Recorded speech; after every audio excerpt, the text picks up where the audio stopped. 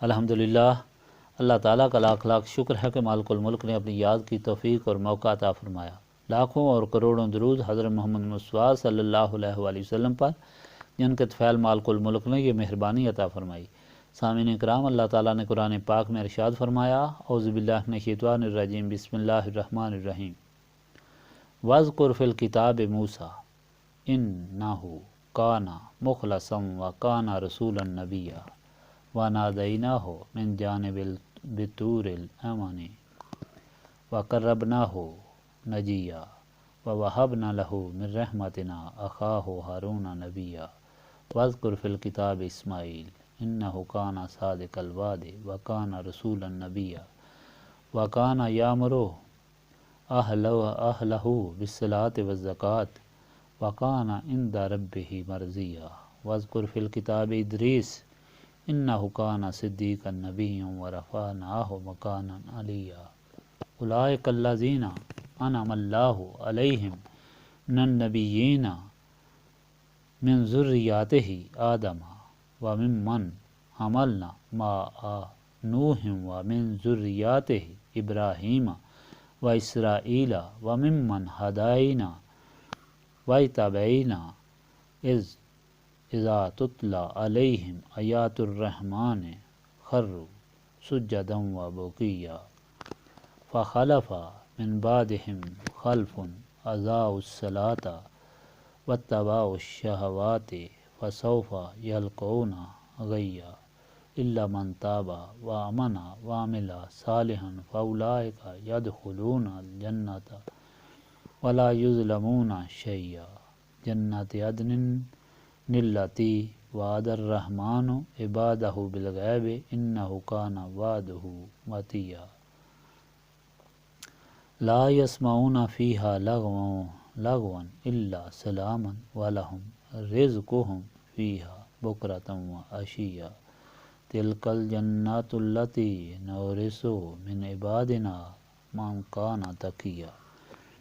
اور ذکر فرمائیے کتاب میں موسیٰ کا، بے شک وہ مخلص اور رسول و نبی تھے، اور ہم نے انہیں پکارا طور کی دائیں جانب سے، اور ہم نے انہیں قریب کیا راز کی باتیں کرنے کے لیے، اور ہم نے بخشا انہیں اپنی خاص رحمت سے ان کا بھائی ہارون جو نبی تھا۔ اور ذکر کیجیے آپ صلی اللہ علیہ وآلہ وسلم کتاب میں اسماعیل کا، بے شک وہ وعدہ کے سچے تھے اور رسول اور نبی تھے، اور وہ حکم دیا کرتے تھے اپنے گھر والوں کو نماز پڑھنے اور زکوٰۃ ادا کرنے کا، اور وہ اپنے رب کے نزدیک بڑے پسندیدہ تھے۔ اور ذکر فرمائیے کتاب میں ادریس کا، بے شک وہ بڑے راست باز تھے اور نبی تھے، اور ہم نے بلند کیا تھا انہیں بڑے اونچے مقام تک۔ یہ وہ لوگ ہیں جن پر انعام فرمایا اللہ تعالیٰ نے انبیاء کرام سے، یہ آدم کی اولاد سے تھے، اور بعض ان کی اولاد جن کو ہم نے سوار کیا تھا نوح کے ساتھ، اور بعض ابراہیم اور یعقوب کی اولاد سے تھے، اور ان میں سے جنہیں ہم نے ہدایت دی اور چن لیا۔ جب پڑھی جاتی ہیں ان کے سامنے رحمان کی آیتیں تو وہ گر پڑتے ہیں سجدہ کرتے ہوئے اور روتے ہوئے، پس جانشین بنے ان کے بعد وہ ناخلف جنہوں نے ضائع کیا نمازوں کو اور پیروی کی خواہشات کی، سو وہ دو چار ہوں گے اپنی نافرمانی کی وجہ سے اللہ تعالیٰ کے سخت عذاب میں، مگر جو تائب ہوئے اور ایمان لائے اور نیک عمل کیے تو یہ لوگ جنت میں داخل ہوں گے، اور ان پر ذرا ظلم نہیں کیا جائے گا۔ سدا بہار چمن جن کا وعدہ رحمان نے اپنے بندوں سے غیب میں کیا ہے، یقیناً اس کا وعدہ پورا ہو کر رہنے والا ہے۔ نہیں سنیں گے جنت میں کوئی لغو بات بجز سلامتی کی دعائیں اور سزا کے، اور انہیں ان کا رزق ملے گا وہاں پر صبح و شام۔ یہ وہ جنت ہے جس کا ہم وارث بنائیں گے اپنے بندوں میں سے اس کو جو متقی ہوگا۔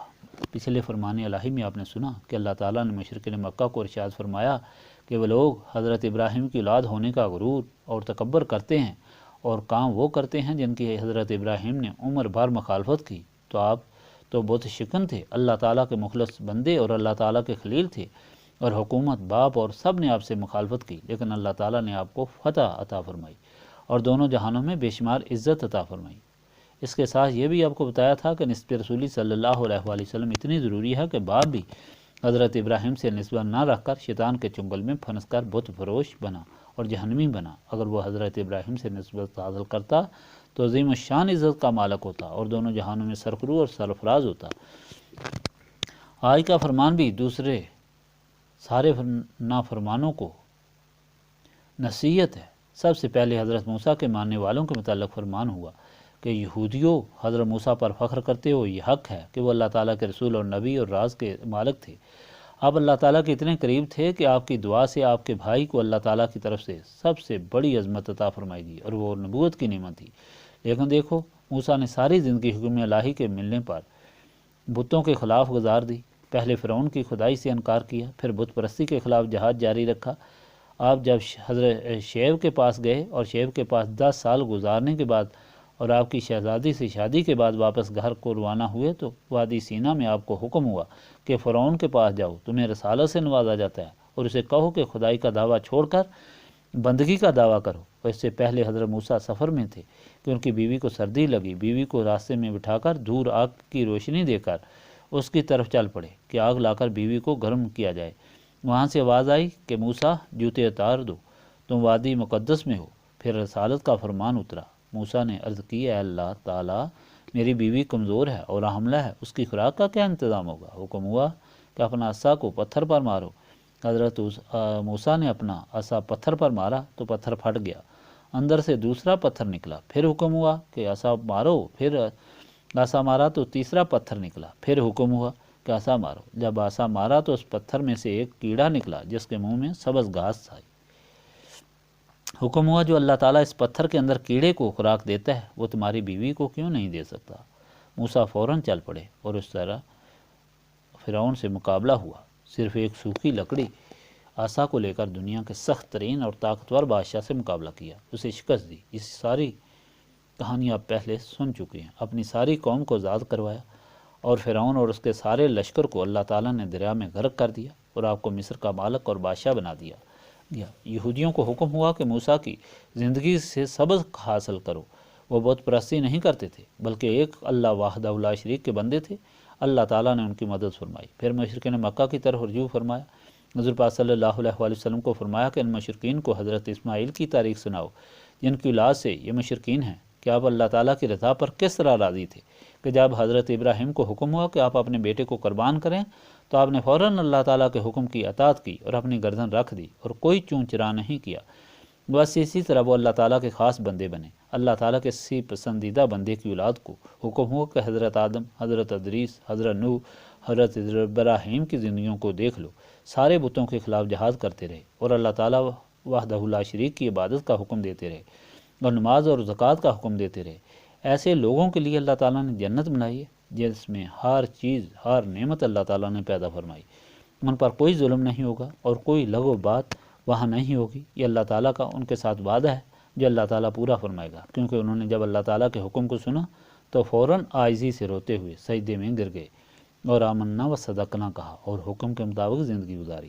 اس سارے فرمان الہی میں مشرکین مکہ، یہود اور دوسرے منکرین کے لیے حکم صادر ہوا اور یہ بات واضح فرمائی کہ اللہ تعالیٰ کی جنت کے وہی وارث ہوں گے جنہوں نے اللہ تعالیٰ کے رسولوں کی اطاعت کی، خواہ وہ آدم کی اولاد میں سے تھے یا نوح کے ساتھ کشتی میں سوار ہونے والوں میں سے تھے یا موسیٰ کے ساتھ اپنے وطن کو چھوڑ کر ہجرت کرنے والوں میں سے تھے یا حضرت ابراہیم کے ساتھ کعبہ کی تعمیر کرنے والے تھے اور جو وطن چھوڑ کر وادی غیر ذی زرع میں قیام کرنے والے تھے۔ اس لیے اے لوگو اللہ تعالیٰ کے آخری رسول صلی اللہ علیہ وآلہ وسلم پر ایمان لا کر اور اللہ تعالیٰ کی آخری کتاب پر عمل کر کے زندگی بسر کرو اور اس سے یہ سبق حاصل کرتے ہوئے فوراً اس کے سامنے سر جھکا دو اور ان کی نسبت سے سینوں کو صاف کر کے نور معرفت سے منور کرو اور اللہ تعالیٰ کے بندے اور رسول کریم صلی اللہ علیہ وآلہ وسلم کے صحیح غلام بن جاؤ۔ اللہم صلی علی سیدنا محمد وعلی آلہ وصحبہ صلاۃ تکون لنا امان من کل خوف ربنا آتنا فی الدنیا حسنۃ وفی الآخرۃ حسنۃ وقنا عذاب النار۔ لا الہ الا انت سبحانک انی کنت من الظالمین۔ ربنا لا تزغ قلوبنا بعد اذ ہدیتنا وہب لنا من لدنک رحمۃ انک انت الوہاب۔ انت ولی فی دنیا والآخرہ توفانی مسلما والحقنی بالصالحین اللہم انکا عفو تحب العفو فاعف عنی یا غفور یا غفور یا غفور استغفر اللہ العظیم الذی لا الہ الا هو الحی القیوم واتوب الیہ ربنا تقبل منا انک انت السمیع العلیم واتوب علینا انک انت التواب الرحیم سبحانک ربک رب العزت عما یصفون وسلام علی المرسلین والحمد للہ رب العالمین.